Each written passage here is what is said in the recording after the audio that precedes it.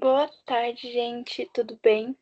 Boa noite já, né? A gente vai para mais uma aula aqui da monitoria de Direito Civil e hoje eu vou fazer uma lista de exercícios com vocês, como a gente já está bem alinhado com o professor Chacon acerca das matérias.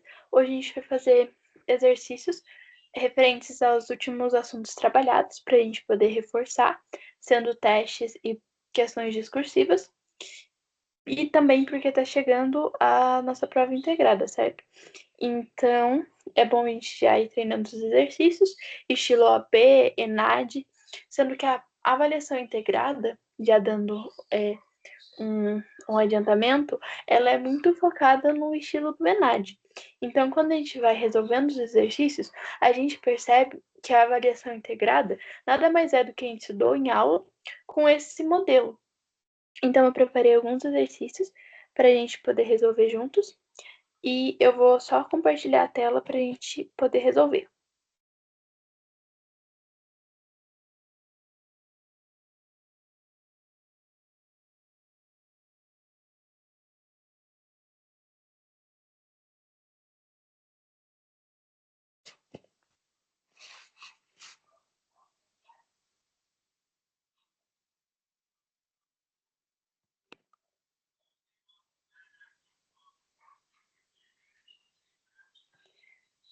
Só para deixar avisado aqui que eu não consigo acessar o chat durante o espelhamento da tela.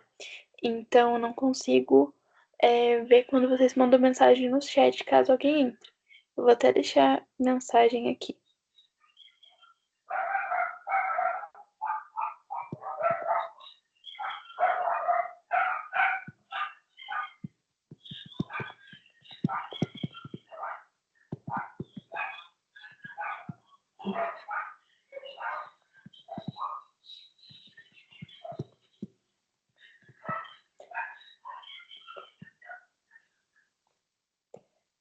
Pronto, eu vou entrar aqui agora para a gente poder resolver os exercícios.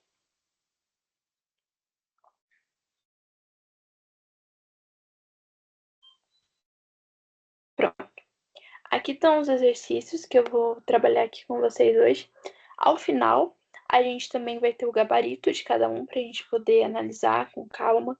Se vocês tiverem alguma dúvida acerca das questões, acerca de modelos, vocês podem me falar que eu resolvo com vocês, sem problemas, de alguma outra forma. Mas tem um gabarito mais completo no final do. No final desse docs. Então vamos começar.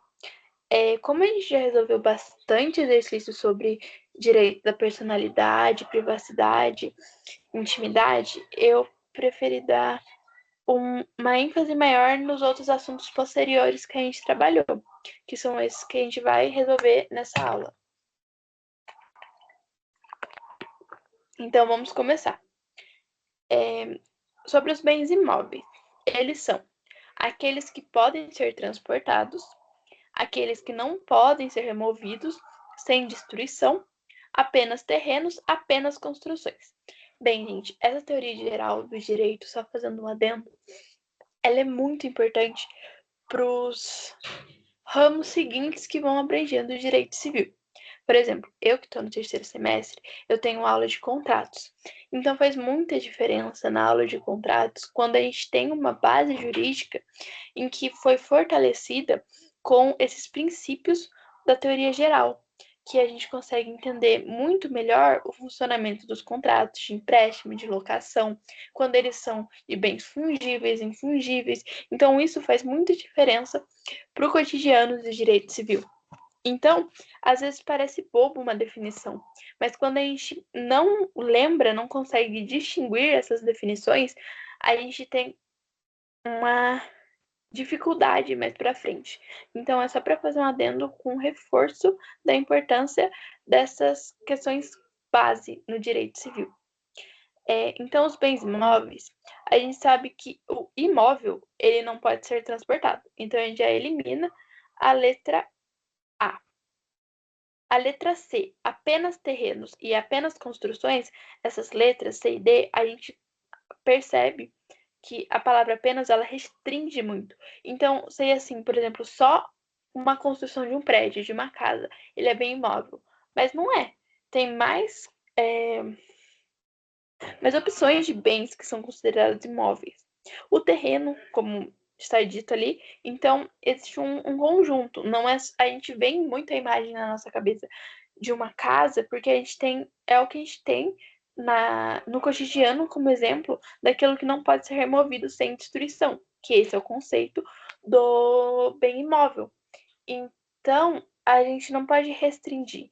É algo que, por exemplo, quando você vai tirar do lugar, vai haver uma destruição. Ele vai perder parte ou a totalidade da sua função, da sua qualidade. Então, ele não pode ser movido sem que haja uma perda. Então, acerto a letra B. Acerca da associação das pessoas jurídicas. Então, a associação, então a gente tem que lembrar da diferença entre uma associação, uma sociedade e uma fundação. E qual é a característica da associação? É pela finalidade lucrativa? Não. O que a gente já estudou é que a associação ela não tem uma finalidade lucrativa, que isso faz parte da sociedade, ela é feita para fins lucrativos. O que é o exemplo de uma sociedade advocatícia. Um conjunto de advogados, eles constituem um escritório por meio de registro público, tudo certo, cria a pessoa jurídica do escritório. Ela tem uma finalidade de um lucro. Claro que é separado. Deixa eu deixar uma visualização. Claro que é separado o patrimônio da pessoa jurídica e das pessoas dos sócios. Mas eles têm uma finalidade de lucro, de poder viver daquilo. A letra B. Pela união de pessoas sem finalidade econômica. Exatamente, isso é uma associação. Ela não tem a finalidade econômica, até porque, se ela tem a finalidade econômica, ela é uma sociedade. Então, a associação é uma união de pessoas sem uma finalidade econômica. A exploração empresarial também poderia ser feita pela sociedade e existência de capital social, que são características da sociedade. Então, se você confunde a associação e a sociedade, você não vai entender essa diferença com questão ao lucro, com essa união das pessoas que têm um fim lucrativo e sem fins lucrativos. Então, essa é a diferença que a gente precisa ver.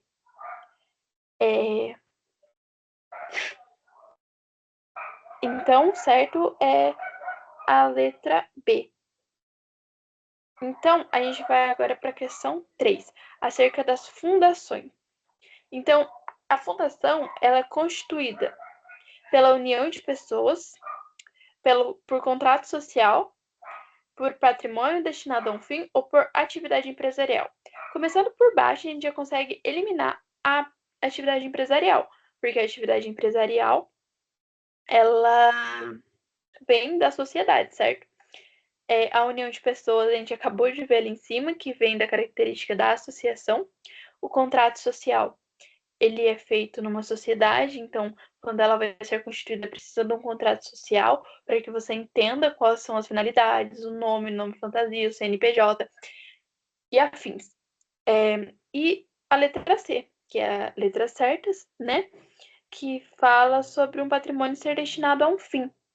Por exemplo, uma fundação seria uma faculdade que ela tem o patrimônio da faculdade destinado a um fim educacional. Pode ser um fim educacional, um fim com relação à saúde.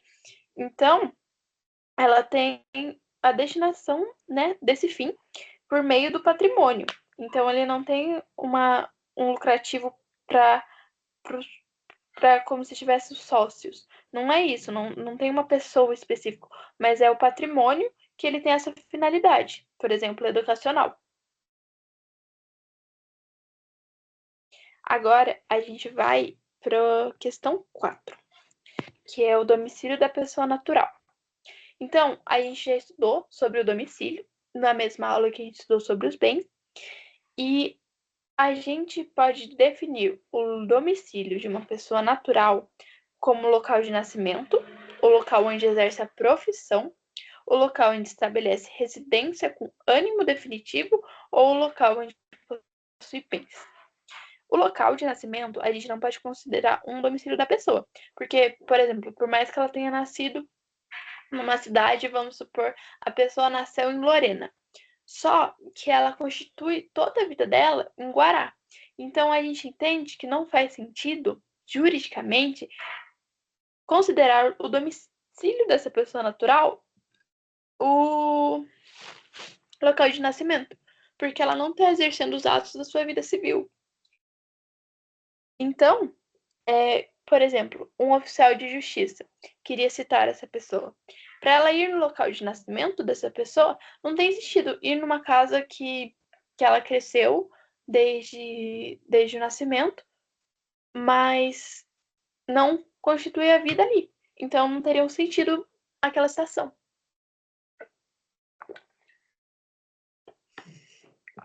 O local onde ele exerce a profissão, na letra B.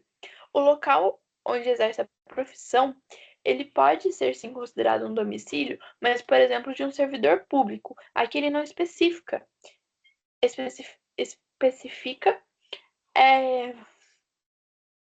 se é um servidor público, como a gente viu, as previsões legais de domicílio, como o domicílio da pessoa que está presa, o domicílio de servidor público, da pessoa do exército, uma pessoa que também não esses domicílios, eles são legais. E aqui ela não diz nada acerca de um domicílio legal. Então a gente entende que é o conceito geral, que é o local onde estabelece residência com ânimo definitivo. É o local onde ela decide que ela vai morar e exercer os atos da vida civil. Porque é aí que o direito civil entende que ela está inserida na sociedade e onde vai ocorrer as questões do ordenamento jurídico para essa pessoa. Não só um local onde ela possui bens. Por exemplo, a pessoa ela possui bens em outro estado, mas ela não costuma ir lá. Ela tem uma fazenda que ela não costume ir, ela tem dinheiro num banco de uma tal cidade, mas ela não frequenta, não faz sentido esse ser o domicílio dessa pessoa, certo? Então a certa é a letra C. Agora a gente vai ler a 5. A desconsideração da personalidade jurídica, que foi uma outra aula que a gente teve também, que a gente entende que é quando acontece uma confusão entre o patrimônio da pessoa jurídica e o patrimônio dos sócios, por meio de uma questão de fraude e afins. Então, quando a gente pode desconsiderar? Quando há lucro excessivo, abuso da personalidade, a empresa não paga dívidas ou a insolvência. A gente entende que não pode ser porque, por exemplo, quando vamos supor que um dos sócios ele esteja num processo em litígio porque ele esteja devendo para uma pessoa uma quantia exacerbada, vamos supor 300 mil reais. Só que quando fazem as pesquisas constritivas para poder bloquear ou penhorar o bem dessa pessoa, desse sócio, eles não conseguem achar o valor que seja correspondente à dívida. Entretanto, quando fazem pesquisas em nome da empresa, entende-se que a empresa tem condições de sanar essa dívida. Só que aí haveria uma insegurança jurídica muito grande, porque o patrimônio do sócio e da empresa, em regra, ele não se confunde. Então, a empresa prosperar, a empresa ter um lucro, não condiz com o conceito de ter a desconsideração. Não importa o assunto, desde que haja, né, um vício, um problema aí para o ordenamento. Aí vai ter a desconsideração.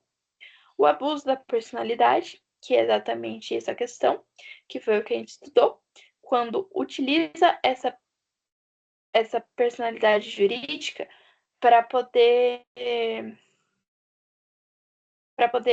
ocultar vícios, ocultar fraudes contra credores, contra processos na justiça. Então, isso é um atentado ao ordenamento jurídico. Então, quando esse abuso de personalidade ele é comprovado, a gente vai ter essa desconsideração. Quando a empresa não paga dívidas. Bem, essa não poderia ser a resposta correta, pelo mesmo motivo que a não pode ser correta. Quando uma empresa não paga dívidas, porque, por exemplo, ela está para falir, e antes dela falir, vai ter a liquidação de todo o seu patrimônio até os limites com concurso de credores, para ver até onde ela é apta para poder pagar a dívida, até o valor que ela ainda contém. Só que uma empresa que está falindo e fazem uma pesquisa com relação ao nome dos sócios, e os sócios, não tendo comprovada alguma ilicitude com relação ao desvio da personalidade, não faz sentido a pessoa do sócio ter que pagar a dívida da empresa. É o mesmo raciocínio para a letra A e para a letra C. E quando há insolvência? Não. Quando uma empresa fale e ela não tem mais essa condição, não há uma desconsideração. Uma desconsideração quando há não precisa ter essa a desconsideração para não precisar ter essa prova do abuso da personalidade é somente no Código de Defesa do Consumidor e o Código Florestal, como a gente já viu em regra, não. Aberto apenas para essas duas exceções, então não acontece no Código Civil. Certo. Agora a gente vai para a questão 6. Quanto à desconsideração da personalidade jurídica. Ela sempre ocorre automaticamente? Não. Como a gente viu, a desconsideração da personalidade jurídica, ela precisa ocorrer quando há essa prova de que houve um abuso da personalidade por parte dos sócios ou por parte da pessoa jurídica, para que assim o juiz ele possa analisar o caso e assim ele tem essa questão a resolver para ver se realmente houve uma fraude, houve um abuso da personalidade para ver desconsideração. Não é automaticamente. Depende do abuso de personalidade, que é exatamente o que a gente está explicando aqui. E só se aplica às sociedades anônimas? Não. Ela sempre se aplica às sociedades quando há esse abuso, esse desvio. Então, não é só isso e nunca atinge os sócios. Não, porque se nunca atingisse os sócios, seria muito fácil para os sócios que eles desviassem o patrimônio para as contas pessoais e não sofreriam nenhuma consequência acerca disso. Então, não seria interessante para o ordenamento jurídico. Então, a gente entende que a certa é a letra B.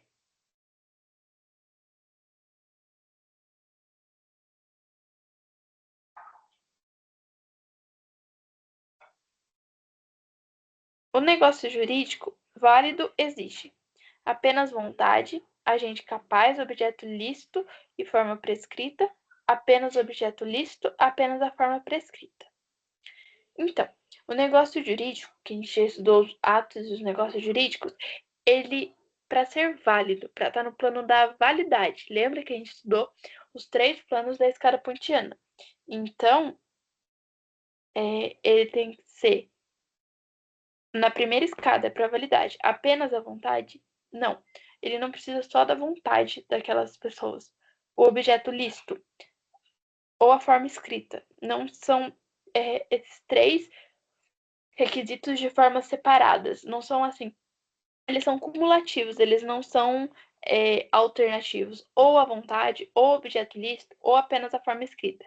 Então, a certa é a letra B. O bem fungível. Como eu já tinha dito acerca da classificação dos bens imóveis lá no primeiro exercício, que aliás, agora que eu percebi que eu coloquei muita letra B, o conceito de bem fungível,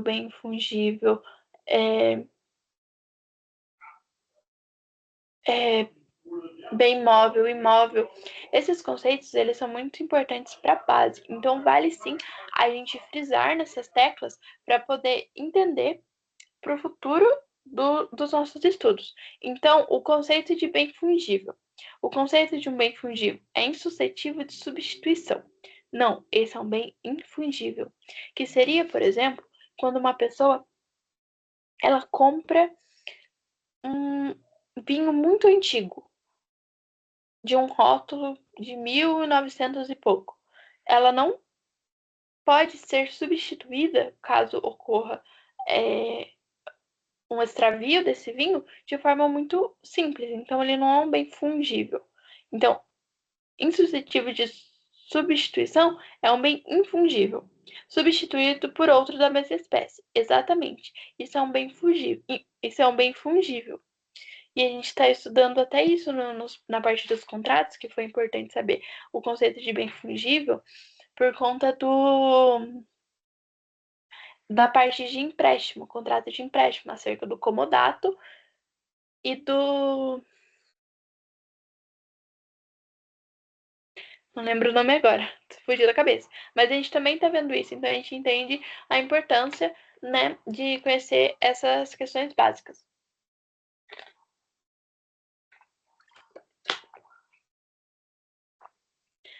Então, ele é substituído por outro da mesma espécie.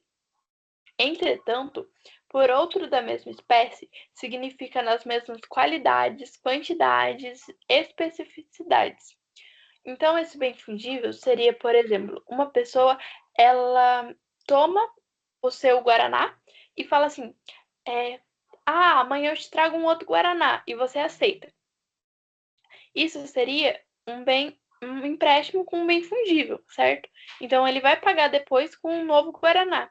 Só que esse novo guaraná, ele não pode ser, por exemplo, de uma marca superior. Você comprou um guaraná que a pessoa tomou, fosse o guaraná Tubaína.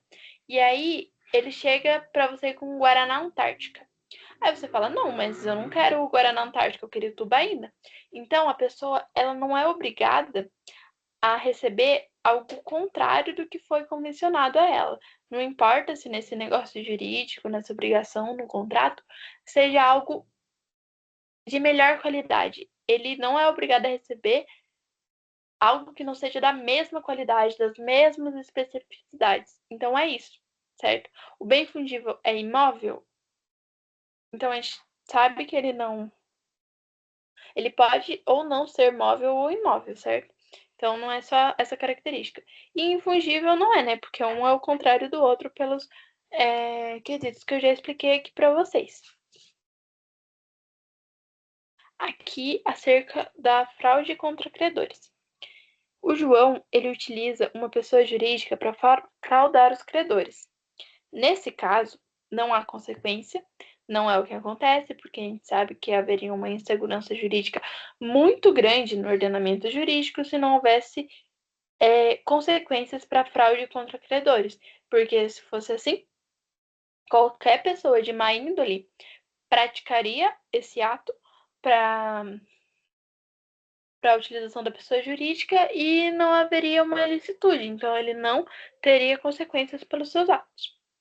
Aplica-se a desconsideração da personalidade jurídica, exatamente isso, que foi o que a gente estudou nas questões anteriores, que vai haver uma investigação por meio da fase de conhecimento do direito civil, para após isso haver uma desconsideração da personalidade jurídica, para que possa a pessoa, o devedor, ele vá pagar as suas dívidas ao credor do meio que ele deve, certo?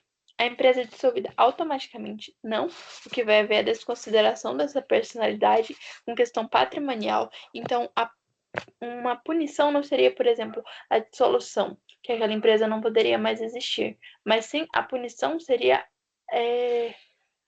a, a separação dessa barreira que há entre o patrimônio do sócio e o patrimônio da personalidade. E apenas multa não seria o bastante, porque precisaria que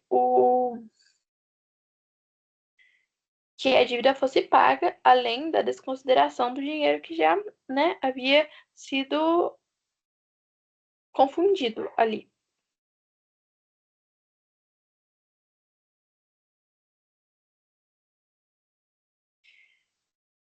Agora a gente vai trabalhar a letra B acerca das sociedades empresárias. Então, eu estava explicando no outro exercício para vocês a diferença entre as associações e as sociedades empresárias. Então, elas se diferenciam porque não possuem personalidade, sim, elas possuem a personalidade jurídica.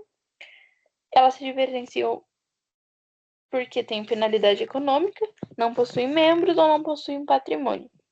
Então, a que diferencia é a letra B, porque a sociedade ela tem a finalidade econômica e a associação ela não tem essa finalidade, é um grupo de pessoas sem fins lucrativos.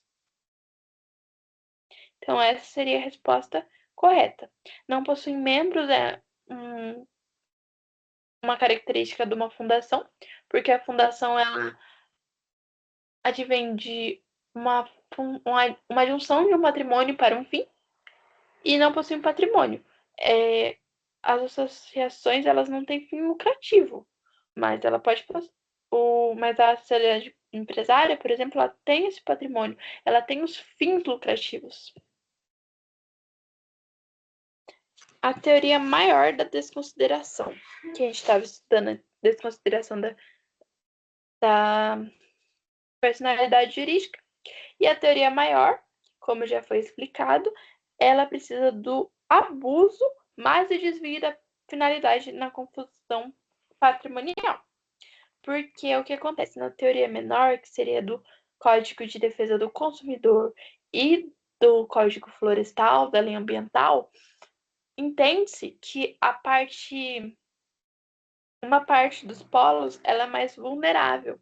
Então, precisa dessa ação de proteção, ao contrário do direito civil, que se entende que são feitos acerca de um contrato paritário, que as pessoas elas estejam de igual para igual, então não precisa dessa maior proteção. Então, na teoria maior, precisa que tenha o abuso, mais o desvio da personalidade ou confusão. Precisa provar esse desvio da finalidade ou a confusão patrimonial. Já no caso da teoria menor, não precisa provar que houve essa desconsideração, apenas que ocorra um desfavor à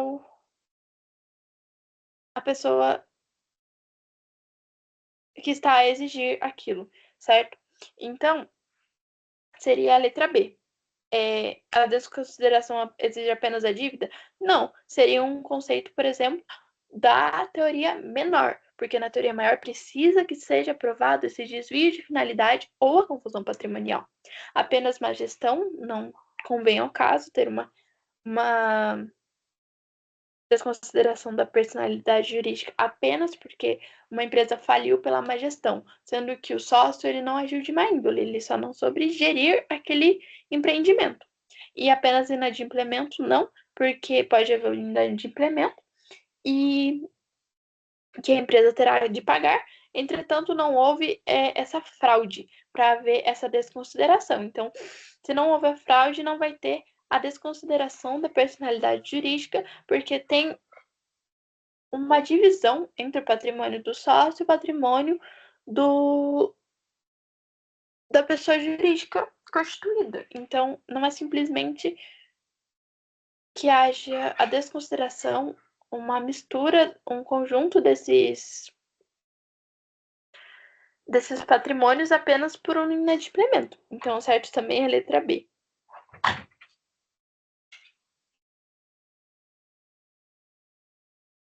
Questão 12. Acerca da associação. Ela pode ser dissolvida apenas juridicamente por decisão dos associados, somente pelo Estado ou nunca. Então vamos começar de baixo. Não faz sentido uma associação, um conjunto de pessoas sem fins lucrativos, que elas não possam se dissolver nunca. Não faz sentido por ordenamento jurídico. Até porque haveriam muito menos associações por isso. Porque seria uma insegurança. Porque, por exemplo, pode não dar certo, os membros podem não mais convergir com as ideias. Então, eles não podendo dissolver essa associação, não teria muito sentido que elas ocorressem no cotidiano, certo? Somente pelo Estado. Não porque se o Estado fosse incumbido da dissolução da maioria das associações que pleitassem por esse acontecimento, haveria uma demora muito grande, porque seriam inúmeros e são muitas quesitos para o Estado analisar. Não seria pertinente, não seria produtivo.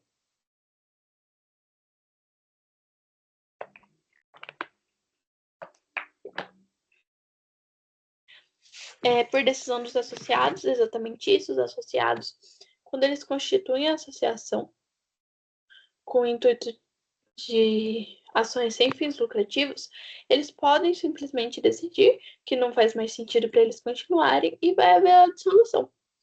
E judicialmente também não faria sentido, por conta da morosidade que ocorreria, então poderiam acontecer de anos para poder haver uma dissolução, então não seria pertinente. Questão 13. Isso é muito importante a gente entender entre a anulabilidade e a nulidade. Um negócio jurídico nulo, ele não vai produzir efeitos nenhum diretamente.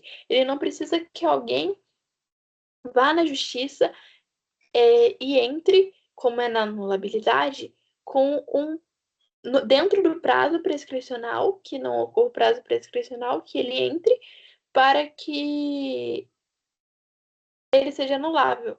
Ele já diretamente anula, ele não vai produzir nenhum dos seus efeitos.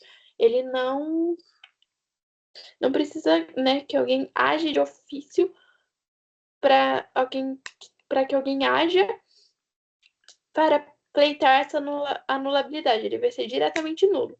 Então, não existe diferença? Existe sim, que é o que a gente está acabando de explicar. A nulidade protege interesse privado? Não. Ela não condiz acerca apenas do interesse privado, como a anulabilidade protege interesse público. Não é nada disso. A nulidade ela é insanável e a nulidade admite convalidação. Então, é exatamente isso. A nulidade, existe nulidade, acabou. Aquele negócio jurídico, ele não tem validade nenhuma, ele não vai produzir nenhum dos seus efeitos. Agora, a anulabilidade, o que pode acontecer? Pode, por exemplo, um contrato com um vício ali que ele seja anulável, pode haver que, por exemplo, uma das partes que seja a parte prejudicada, ela não queira entrar na justiça e aceite aquilo. Então, não vai ocorrer nada. E pode haver uma nova negociação para que seja eliminado o ponto do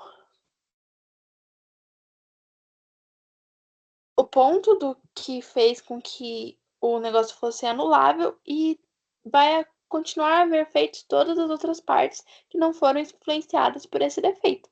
Então, essa seria a resposta certa, a letra D. Aqui eu coloquei acerca das condições que elas, na escada pontiana, elas atingem o ponto da eficácia.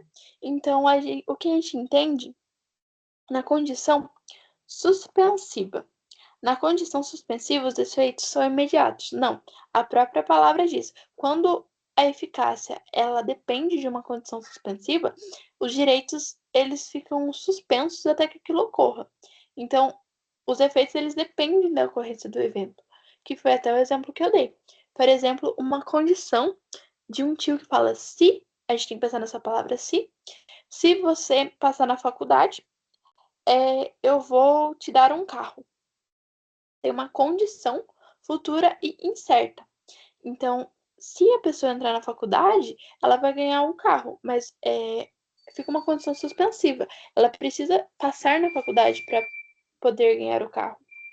Agora, na condição resolutiva, o negócio não produz efeitos. Não é isso que ocorre, ele produz efeitos, mas ele se extingue com a ocorrência do evento. Então, por exemplo, um contrato com encargo que a eficácia ela está pendente para que, com a doação de um terreno, a empresa ela tenha que construir uma fábrica. A partir do momento que ela começa a construir a fábrica, o negócio se extingue. Ele cumpriu a parte dele ali do trabalho. Então, porque não faria sentido, por exemplo, a doação do terreno e os direitos ficassem suspensos até terminar aquela fábrica, sendo que já está fazendo, entendeu? Então, ocorreu o evento, acabou o negócio. Ele resolve o negócio. O negócio é inválido? Não. Essa é uma condição que pode existir no plano da eficácia. E inexistente também não, que eu acabei de dizer que ele pode existir, ele vai ser válido se ele tiver de acordo com a lei, sem nenhum defeito ou algum vício. Acerca do encargo, ele é uma condição suspensiva, uma obrigação imposta ao beneficiário, um prazo para cumprimento ou um vício do negócio. Bem, se você não entende o que é o conceito do encargo, na questão da escada pontiana, você pode até chutar que seja um vício, mas não. Ele é uma das condições para eficácia que podem ocorrer. Então, ele é um prazo para cumprimento? Não. Ele, na verdade, é uma obrigação imposta ao beneficiário. Ele precisa fazer aquilo para que, aquilo que ele vá receber, por exemplo, uma doação com encargo, possa realmente surtir efeitos. Então, por exemplo, uma pessoa que doa uma casa para a prefeitura, mas a condição dessa pessoa para doar a casa é que a prefeitura construa um hospital. Então, não vai haver a doação da casa sem que a prefeitura proceda com o cumprimento da sua promessa, que vai ser a construção do hospital. E ele não é uma condição suspensiva, né? Porque a condição é um outro instituto da parte da escada pontiana da eficácia. E mais 3 questões agora que a gente vai ter de alternativa. João doa um imóvel a Maria, impondo a obrigação que ela mantenha o imóvel como escola. Eu acabei de dar um exemplo com hospital, então a gente já pode pegar alguns conceitos aqui, como exemplo, impondo com a doação. Então a gente já entende que é um encargo.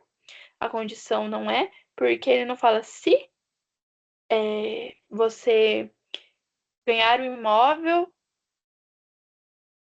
eu só vou te dar o imóvel se você construir um hospital. Não é nesse quesito. No termo, não, que é um evento futuro e certo. Por exemplo, um aluguel, e não um termo futuro, que é algo futuro e certo, então não seria o caso. Encargo, que é essa, e simulação, não é simulação, porque a próxima matéria que a gente vai estudar está na parte dos vícios e dos defeitos dos negócios jurídicos. Aqui mais 2 questões. Acerca da escada pontiana, o plano da existência. Então, a gente tem que entender a importância para o direito civil em todo estudo que a gente vai fazer dentro da escada, quais são os requisitos necessários para cumprir, para avançar, né, na próxima escada, para surtir até os efeitos. Então, agente capaz precisa, mas não só isso, né? Elementos mínimos do negócio, como agente, objeto, forma. O agente capaz ele precisa, mas ele precisa parte da validade para poder ser válido o contrato, ele precisa de um agente capaz.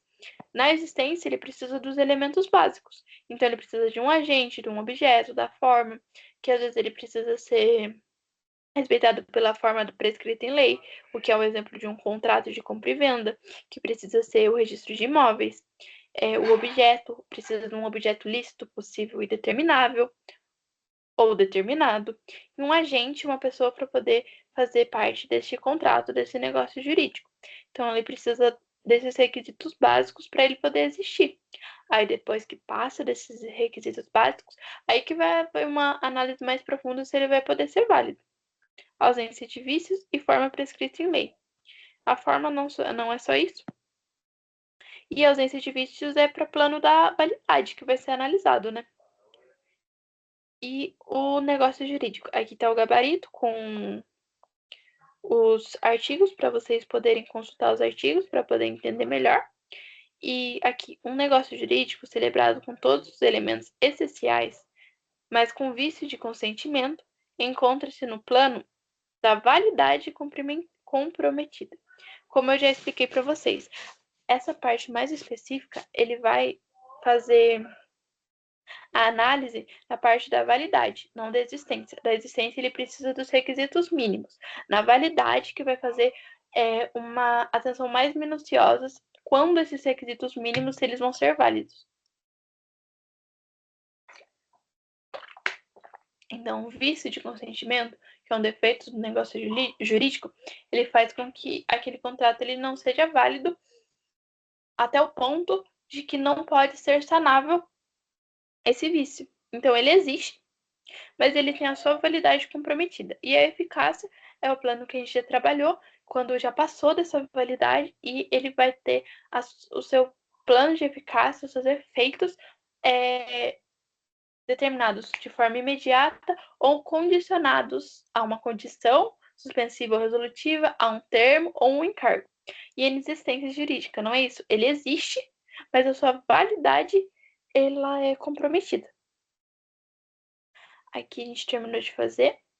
E eu fiz alguns probleminhas aqui com as respostas para vocês poderem consultar acerca das matérias que a gente estudou, mas eu fiz menos aqui porque tá chegando a prova integrada, mas é só para treinar também exercícios discursivos.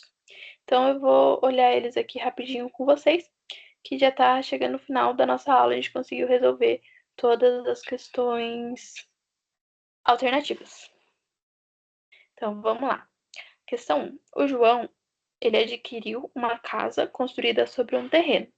Após a compra, decidiu retirar as portas e as janelas, para vendê-las separadamente. Classifique juridicamente o imóvel e analise se os elementos retirados mantêm a mesma natureza jurídica. Então, a gente vai analisar por partes. A gente vai desmembrar essa questão para poder responder tudo. Primeiro, com a introdução, que a gente vai colocar um conceito jurídico. Na desenvolvimento, que a gente vai dar a resposta convergente com o que a gente explicou no direito. E a gente vai fazer uma conclusão com a síntese daquilo que a gente falou na nossa resposta. Então, o que a gente entende? O João ele tem uma casa, ok. Ele retira as portas e as janelas para vendê-las. O imóvel, a gente entende que ele vem com a natureza, como está aqui no gabarito. Então, os elementos, a casa ele é um bem imóvel, porque ele não pode fazer a movimentação da casa sem que haja uma destruição. Então, a casa é um bem imóvel. As janelas e as portas, até o momento que eles estavam constituídos em conjunto com um bem imóvel, eles também eram imóveis. Vocês viram que teve que haver uma destruição ali para ele retirar. Simplesmente não se soltou facilmente. Ele precisou tirar as janelas e as portas. Um procedimento. E quando isso ocorre, a porta e as janelas elas começam a ser tratadas pelo direito civil como bens móveis, porque quando elas estão num conjunto com a casa. Elas são como se fossem bens acessórios e a casa o bem principal. A sorte do acessório segue o principal. Então a casa está ali, as janelas e as portas estão. Quando elas são separadas, elas são bem móveis, porque elas são muito mais facilmente transportadas sem que haja uma maior destruição. Então é isso que a gente ia ter que falar na parte que aqui está a resposta para vocês. A questão 2 é acerca da associação e da sociedade, para a gente frisar bem essa diferença. Então, aqui, ó. Um grupo de pessoas constitui uma entidade com o objetivo de promover atividades culturais. Aqui a gente já sabe que é uma associação, sem divisão de lucros entre membros. Então, a gente entende aqui que é uma associação e a gente vai explicar que é uma associação porque é um conjunto de pessoas que promove um evento cultural que não tem fins lucrativos. O fim lucrativo, ele não é proibido desde que seja numa pessoa jurídica da sociedade. Então, a associação, ela não tem esse fim lucrativo, ao contrário da sociedade, que ela busca esses bens. Então, a finalidade é diferente e é isso que vocês vão ter que trabalhar e desenvolver nessa resposta. Aqui a gente vai ter o caso 3, que é o negócio jurídico mais ao vício da vontade, que vai entrar no âmbito da escada pontiana, que a gente já estudou aqui e viu os requisitos para existência, para validade e para eficácia, e como tem isso a importância no ordenamento jurídico e na sua utilização do dia a dia. Então aqui, ó, a Maria, ela comprou um terreno acreditando que poderia construir nele. Posteriormente, descobre que se trata de uma área de preservação ambiental, sendo impossível a construção. Então, o que acontece aqui? A validade do negócio jurídico, então a gente entende que esse caso, ele emerge, essa situação problema, essa problemática, ela vai emergir a partir do princípio da validade. Ele existe, porque os requisitos básicos, mínimos para a constituição desse contrato, para eles existirem, existe. Existe um agente, que é a Maria, existe o objeto, que é esse terreno que ela comprou, existe a forma prescrita, então a gente vai presumir que ela fez tudo isso em um registro público, então está tudo certo.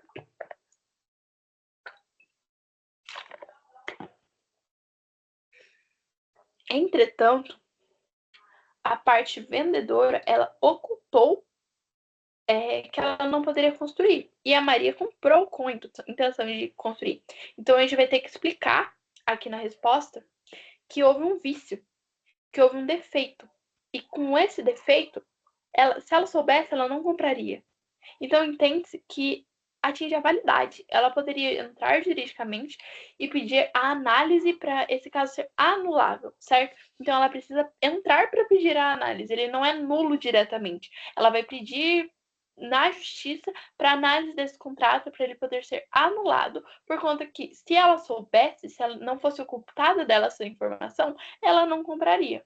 Então é isso que a gente vai ter que trabalhar aqui acerca dos negócios jurídicos para questão da existência, mas entretanto, o que é o vício na validade?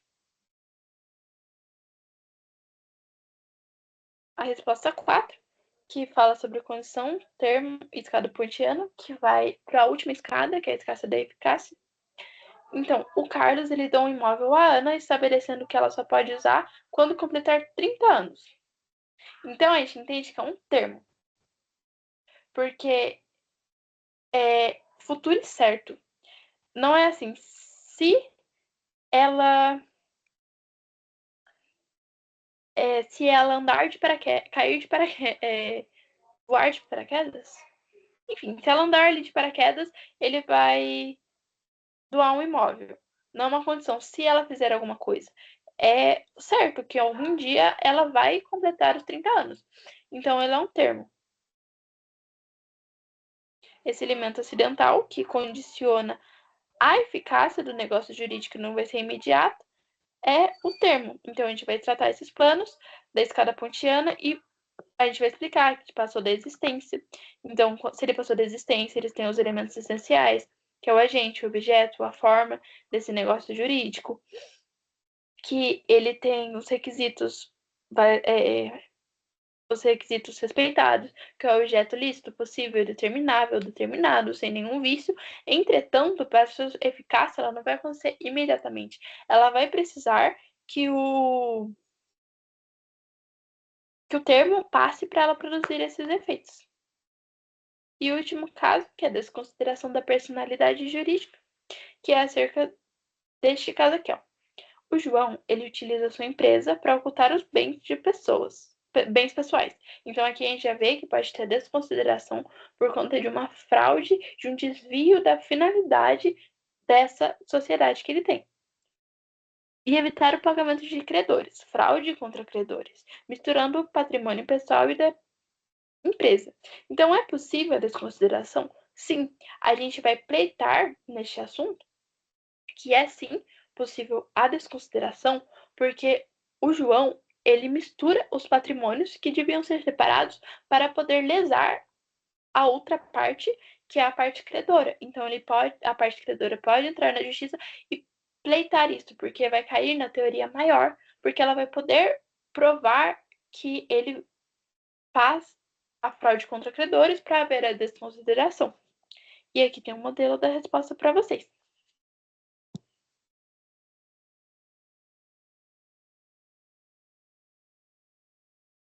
Bem, gente, essa foi a monitoria de hoje. Eu espero que tenha ajudado vocês a reforçar as matérias que a gente estudou durante esses dias, durante essas monitorias.